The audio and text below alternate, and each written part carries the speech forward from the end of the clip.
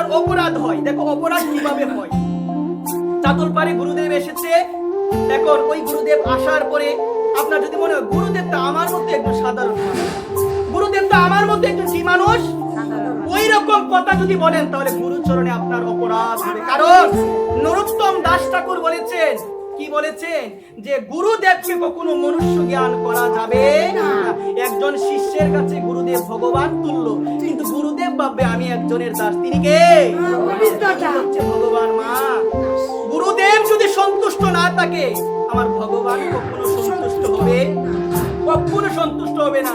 এই কারণে ছিল বিশ্বনাথ চক্রবর্তী তার গুরু অষ্টকমের মধ্যে 8টা শ্লোকে যে বন্দনা করেছে, ওই বন্দনার মধ্যে তিনি বলে দিয়েছেন, যার প্রতি গুরুদেব প্রসন্ন হন ভগবান সাক্ষাৎ গোবিন্দ তার প্রতি প্রসন্ন হয়।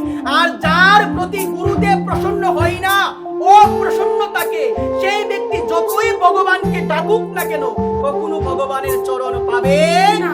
বলো না মা।